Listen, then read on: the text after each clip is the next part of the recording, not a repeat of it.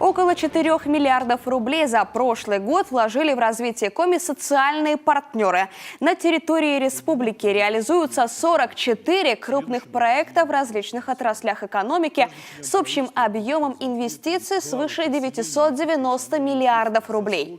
По итогам 2018-го на промышленных предприятиях региона созданы и модернизированы свыше 1500 рабочих мест. Регион становится более привлекательным для инвесторов. Об этом заявил Сергей Гапликов в рамках ежегодного доклада главы.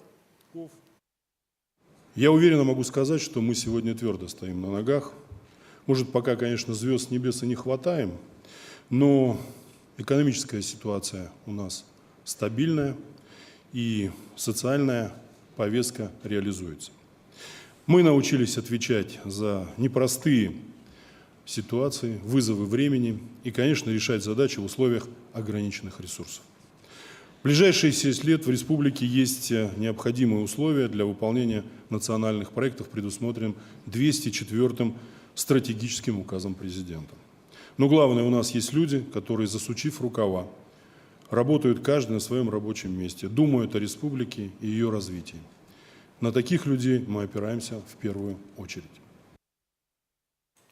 Обращение главы республики к парламенту – это эффективный механизм взаимодействия законодательной и исполнительной власти. Руководители региона задают ориентир депутатам, руководителям ведомств на четкую, слаженную работу. Каждый из них должен понимать, что может сделать на своем месте для развития региона. Такое мнение высказала спикер парламента Надежда Дорофеева. Депутаты Государственного совета в течение года провели очень много встреч с нашими жителями, с населением. Это и города, и села, и труднодоступные населенные пункты, и малочисленные населенные пункты. И все вопросы, которые и проблемы озвучены были нашими жителями, они сегодня наиболее актуальные были переданы главе. И сегодня ответы на эти вопросы мы услышали в докладе Сергея Анатольевича. Республика сделала прорыв в цифровизации. IT-технологии задействованы в социальной и медицинской сферах. Портал «Активный регион», система видеофиксации «Безопасный город». Жители высоко оценили действие обратной связи. Для нас это прежде всего проникновение высокоскоростных сетей в самые отдаленные населенные пункты. Мы много делали и будем продолжать делать для этого совместно с операторами связи, совместно с федеральными компаниями. Это прежде всего возможность пользоваться населением современными государственными услугами. Это получение обратной связи от населения. Это проникновение в технологическое, в социальные объекты, в школы. Снизить количество пациентов с онкозаболеваниями – это одна из главных задач в медицине. Оттого так необходимо усилить профилактику и первичное обследование.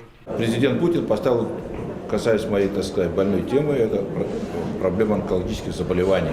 Потому что было сказано, что практически каждая семья сейчас встречается вот с такой страшной болезнью.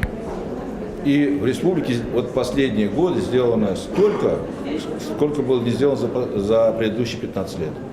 Мы строим радиологический корпус, достраиваем поликлинику, которая глава сказал, что будет оснащена новой техникой, там на сотни миллионов рублей будет поставлена новая техника.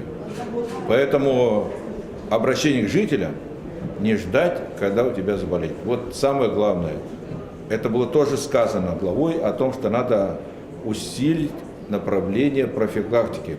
Результаты, которых удалось добиться за последние годы, станут твердой платформой для реализации национальных проектов. И республика активно участвует в привлечении этих средств на поддержку экологии, развитие здравоохранения, образования, коммунальной сферы, дорожной инфраструктуры. Так, доклад главы комментируют руководители министерств и ведомств. К примеру, в рамках проекта «Безопасные дороги» столица Коми получит 440 миллионов.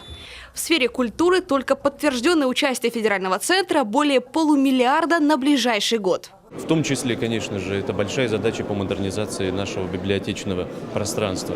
Мы начали эту проблему решать раньше, чем вся остальная страна. И вы знаете, что уже в прошлом году мы утвердили модельный стандарт деятельности библиотеки и начали эту работу. И сейчас все это уже глобально на уровне Российской Федерации подхватил национальный проект. И вот буквально на прошлой неделе председатель правительства Дмитрий Медведев подписал распоряжение, согласно которому Республика Коми получила самое большое количество средств во всей стране на реализацию этого проекта. И мы сейчас, конечно же, в это активно внедряем все новые наши идеи и задачи, которые есть в библиотечном пространстве. Это 9 библиотек за счет федерального бюджета, 2 библиотеки, которые мы сделаем за счет средств республиканского бюджета, и в последующие годы еще больше будем наращивать эти темпы. В этом году мы начинаем реализацию национального проекта здравоохранения. В частности, на 2019 год запланирована закупка оборудования на сумму более 470 миллионов рублей из федерального бюджета и 219 миллионов рублей из республиканского бюджета. И, конечно, те мероприятия, которые, в частности, сегодня озвучил глава, они долгожданные. В частности, это приобретение, работа аппарата МРТ для детей. Сейчас, я напомню, дети у нас вынуждены выезжать в соседние регионы, что, конечно, очень плохо. Поэтому к концу года мы запустим данное оборудование. Сегодня глава говорил о строительстве водоочистного модуля в Микуне. Этот десятилетиями люди ждали этот проект. Сегодня мы его выполнили. В следующем году, в 2020, мы закончим строительство водохранилища, которое будет позволять принимать в Микуне нормальную воду. Мы участвуем в проекте «Чистая вода», который входит в нацпроект «Экология». Значит, ряд объектов Усинского района уже в этом году попадают в эту программу по очистке. Мы просим руководство Ухты ускориться по объектам водозабора Пожняя Йоль, которые необходимо сделать тоже за период 2019-2020 года. Эти работы выполнены в рамках национальных проектов. Это, конечно же, проекты по переселению граждан из ветхого аварийного жилья по программе 1924, где у нас порядка 135 тысяч квадратных метров жилья будет построено, ну и многие другие проекты. В ближайшие 3 года в Коми появится более 3000 новых ученических мест. Окончательно решить вопрос второй смены планируется в течение 5 ближайших лет. Тормозят как выясняется, низкое качество проектной документации и недобросовестные подрядчики. В пример глава сегодня поставил Усть-Куломский и Сысольский районы. Более 300 детей у нас ходит во вторую смену. И вот благодаря правительству Республики Коми, благодаря главе Республики Коми в июне прошлого года строительство началось. Мы для себя решили, что еженедельно будем с подрядчиками собираться. И вот с июня прошлого года еженедельно у нас проходят планерки. Совместно мы выходим на объект. Сама школа, будущие хозяева этого здания практически ежедневно, наверное, бывают на объекте, смотрят за качеством, за ходом строительных работ. Надеемся, что школа будет строиться в том же темпе, в котором она сегодня строится, и вскоре дети наши пойдут в новую школу. А еще в регионе реализуются проекты с участием жителей старшего поколения, направленные на повышение качества и продления жизни, о чем также упомянул в докладе глава. Второй год по республике шагает проект «Активное долголетие» с участием волонтеров. Это не только культурные и спортивные встречи, мастер-классы, но и школа здоровья, а также правосудия. В свою очередь, ветераны готовы сами участвовать в жизни республики. У нас на контроле стоят вопросы здравоохранения. Вот в докладе было об этом написано, сказано, и мы тоже активно подключились к решению этой проблемы. То есть мы проводим рейды, встречаемся в населенных пунктах, собираем людей для встреч, спрашиваем, доступна ли вам медицинская помощь и лекарственное обеспечение. То есть мы готовы в реализации абсолютно всех задач. В области наставничества мы же люди, умудренные опытом, годами, поэтому мы готовы воспитывать и молодежь, передавать им свой опыт. Большой рывок, по словам главы, сделан в развитии транспортной доступности. Опережающими темпами строится новое здание вокзала в Сосногорске.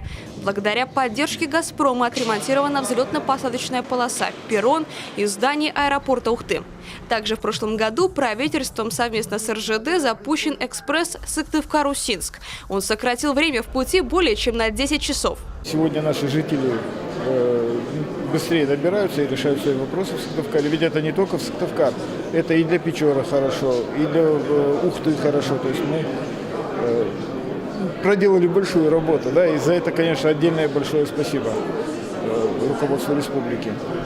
Также, как отметили в докладе, у нас будет строиться, ремонтироваться аэропорт наш. В этом году взлетно-посадочная полоса, рулевые дорожки, привокзальная площадь. В следующем году будет ремонтироваться само здание. Общей задачей глава назвал переселение жителей из аварийного фонда.